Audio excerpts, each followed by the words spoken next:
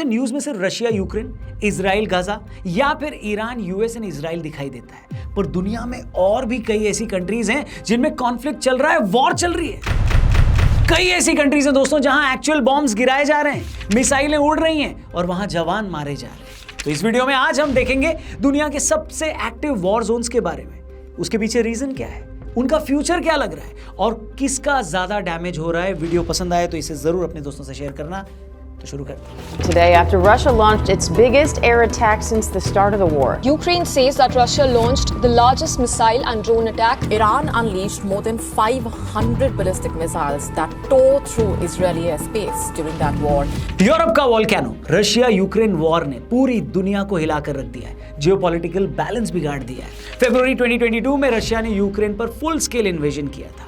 Russia का कहना था कि यूक्रेन को नाटो से दूर रहना चाहिए, उनकी सिक्योरिटी के लिए जरूरी है। यह सिर्फ लैंड का झगड़ा नहीं है दोस्तों, बल्कि एक पुरानी आइडियोलॉजी और नई वर्ल्ड ऑर्डर की टक्कर। इस वॉर ने दुनिया के सबसे पावरफुल मिलिट्री ब्लॉक्स को एक दूसरे के सामने खड़ा कर दिया। रशिया के पास मैसिव लैंड आर्मी और न्यूक्लियर आर्सेनल है, लेकिन यूक्रेन को पूरे वेस्ट का सपोर्ट मिल रहा है। वेपन्स, इंटेलिजेंस और फंड्स के थ्रू सारी मदद मिल रही है। रशिया का daily military expenditure approximately $900 million तक पहुंच गया है। यूक्रेन को यूएस, ईयू और यूके से $250 बिलियन से ज्यादा की मिलिट्री और इकोनॉमिक एड मिल चुकी है, लेकिन इन सब के बावजूद थाउजेंड्स ऑफ सिविलियंस मारे जा चुके हैं और लाखों लोग अपने घर को छोड़कर रेफ्यूजी बन चुके हैं। अगले कुछ साल तक ये कॉन्फ्लिक्ट खत्म होता दिखाई तो नहीं देता। क्रीमिया और डॉनबास जैसे रीजन्स पर कब्जा और कंट्रोल के लिए ये लड़ाई अभी भी जारी है। इस वॉर ने global food prices, oil rates और यूरोप की सिक्योरिटी पॉलिसी को बदल कर रख दिया है।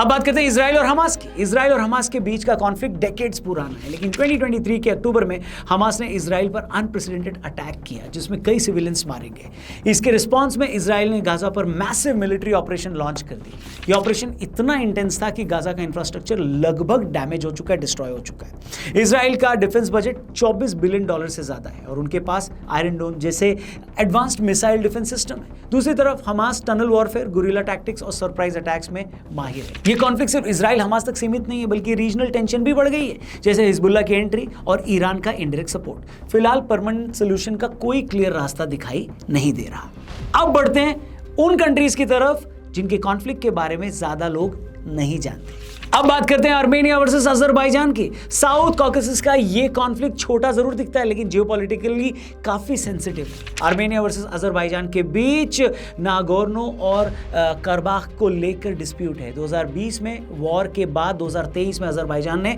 मिलिट्री ऑपरेशन चालू करके रीजन पर फुल कंट्रोल ले लिया। अजरबैजान को टर्की और इजराइल का सपोर्ट है, जबकि आर्मेनिया हिस्टोरिकली रशिया के क्लोजर रहा है।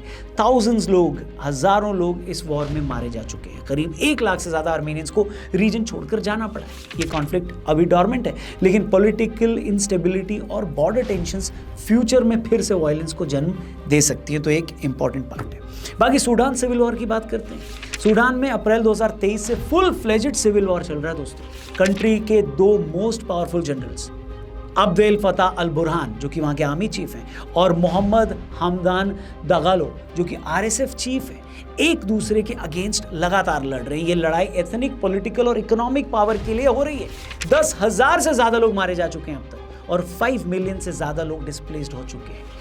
खार्तूम जैसे मेजर सिटीज भी बर्बाद हो चुकी। यूएन ने $2.6 बिलियन की ह्यूमैनिटेरियन एड की अपील की है उन्होंने। ये वॉर में इजिप्ट, यूएई और रशिया के ग्रुप्स भी एक्सटर्नल प्लेयर्स का रोल निभा रहे हैं। सिचुएशन अनस्टेबल है और नियर फ्यूचर में शांति की कोई गारंटी दिखाई नहीं दे रही। आगे बढ़ते हैं, कांगो में चल रहे कॉन्फ्लिक्ट के बारे में बात करते हैं। डेमोक्रेटिक रिपब्लिक ऑफ कांगो में 1996 से कॉन्फ्लिक्ट चल रहा है, वॉर चल रही है। M23 रेबल्स और कांगो की आर्मी के बीच ये लड़ाई का जो रूट कॉज है वो है rare minerals. Gold, Colton, cobalt जैसे मिनरल्स दुनिया के इलेक्ट्रॉनिक्स और इलेक्ट्रिक व्हीकल्स में यूज होते हैं। यहाँ 100 से ज्यादा आर्म्ड ग्रुप्स एक्टिव हैं। एस्टिमेट ये है कि 6 मिलियन से ज्यादा लोग इस कॉन्फ्लिक्ट में मारे गए हैं या इनडायरेक्ट इफेक्ट्स से खत्म हुए। 6 मिलियन, आप सोचिए ये संख्या अगर दुनिया के किसी और कोने में होती तो कितना बवाल मचा होता, लेकिन कांगो है तो ज़्यादा कोई बात ही नहीं करता।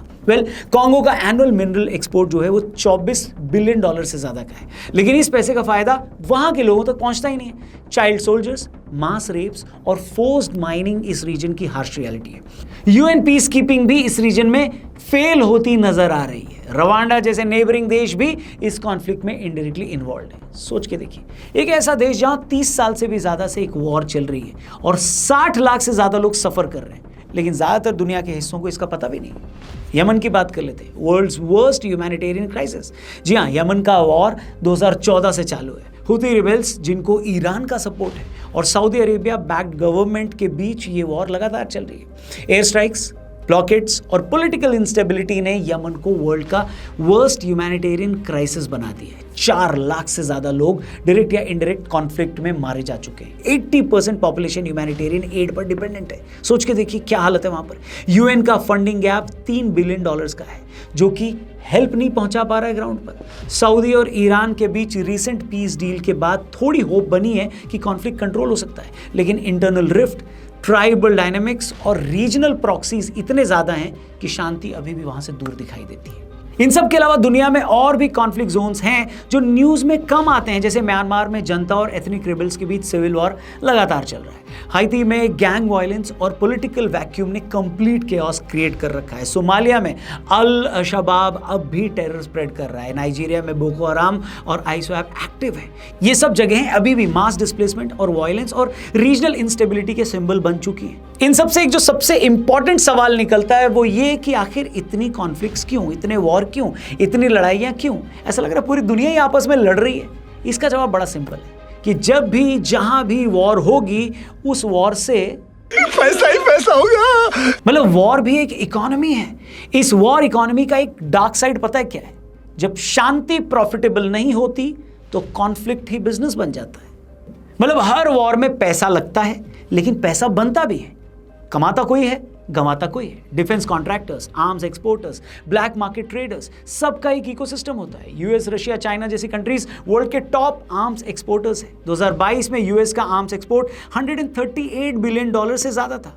लॉकहीड मार्टिन और रेथियन जैसी कंपनीज की प्रॉफिट वॉर के टाइम में स्पाइक कर जाती है। एड फंडिंग हो, रिकंस्ट्रक्शन कॉन्ट्रैक्ट्स हो, ऑयल डील्स हो, सब कुछ पॉलिटिक्स के अंडर होता है। यानी कंक्लूजन ये है कि दुनिया जल रही है दोस्तों। आज के टाइम में 10 से ज़्यादा कंट्रीज एक्टिवली वॉर का या कॉन्फ्लिक्ट का हिस्सा हैं। वहाँ पे लड़ाइयाँ चल रही हैं। हर जगह का अपना रीज़न है, कहीं रिलीजन, कहीं टेरिटरी, कहीं पावर, तो कहीं पे रिसोर्सेज के नाम पे झगड़े हैं। लेकिन सबसे बड़ा नुकसान कॉमन लोगों का होता है। घर टूट जाते हैं, फैमिलीज बिखर जाती हैं और पूरी जनरेशन ट्रॉमा में जीती रहती है। एज अ ग्लोबल सिटीजन हमें अवेयर रहना चाहिए। ये कॉन्फ्लिक्ट सिर्फ उन देशों तक ही सीमित नहीं है। फूड प्राइसेस क्यों बढ़ रहे हैं, फ्यूल कॉस्ट क्यों ऊपर जा रहे हैं और माइग्रेशन, ये सब कुछ इम्पैक्ट होता है पूरी दुनिया के लिए। नॉलेज ही पावर है और शांति की तरफ पहला कदम इसी नॉलेज या अवेयरनेस से आता है।